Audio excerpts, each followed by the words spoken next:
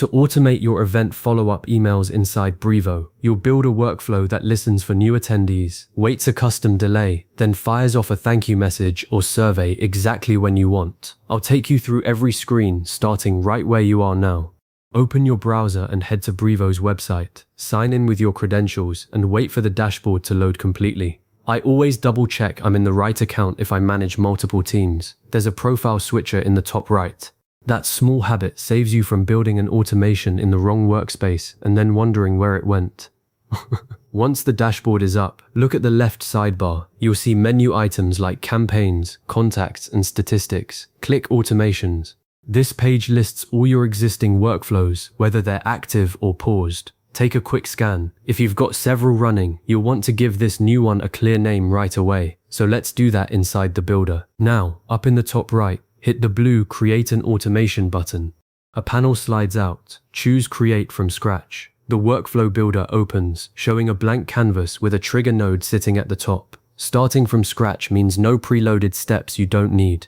Before you configure anything, double-click the workflow title at the top left and give it a descriptive name like Event Follow-up Spring 2025 so you can find it instantly on the list. The first real piece is the trigger. Click on that trigger box to configure it.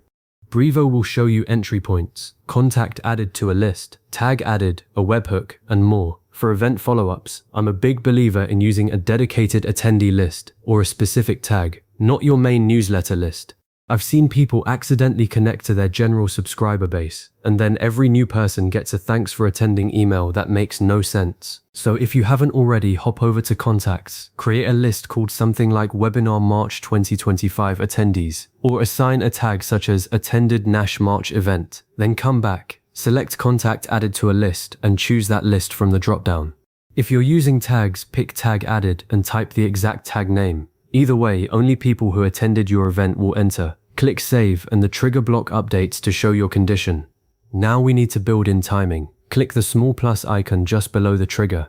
A menu appears with actions and conditions. Select time delay. Brevo asks you to set how long it waits before moving on. I find that sending within the first 24 hours after the event keeps engagement high when the experience is still fresh. If your event ends at 5 p.m., you might set a 3-hour delay so the email lands around 8 p.m. If it's a late night session, a 12-hour delay lands it the next morning. Avoid zero delay. You want a buffer in case you need to tweak a contact list or remove a test address.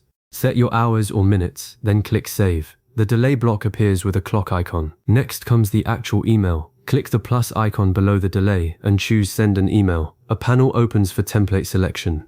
I always pre-build my follow-up email under the email templates section before I touch the automation. That way I can craft a subject like Great Seeing You at Event Name and use personalization to pull in the attendee's first name. Your email body should include a warm thank you, a quick recap of highlights, maybe a link to the slide deck, and a clear call to action, like a feedback survey or a link to book a demo. Once you pick the template, you'll see its preview. Double check that any personalization tags like contact first name are set and that they won't break if a contact is missing that field. Save the email action and your workflow now has a complete chain. Trigger, delay, send email. Before you let this run on real attendees, testing is crucial. In the top right corner of the builder, click Test Workflow. Brevo simulates the whole flow with a sample contact.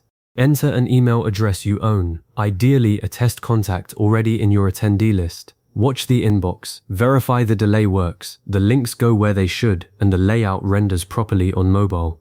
A common gotcha is forgetting to test the mobile version, and then the button layout looks squished, so open it on your phone too. Once everything looks right, go back to the builder and hit the Activate toggle. The status switches to active, and the automation starts listening.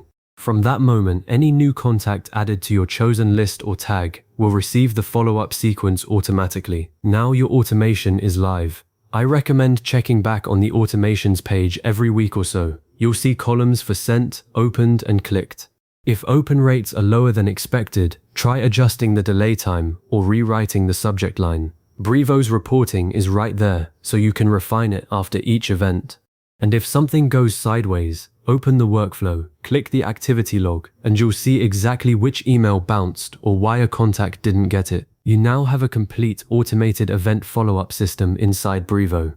No more manually sending the same email to every attendee. The workflow handles it while you move on to your next event. If you want to deepen the sequence, try adding a second email action a week later with bonus resources or a limited time offer. Save this video for when you're building your next campaign. I'll see you in the next one.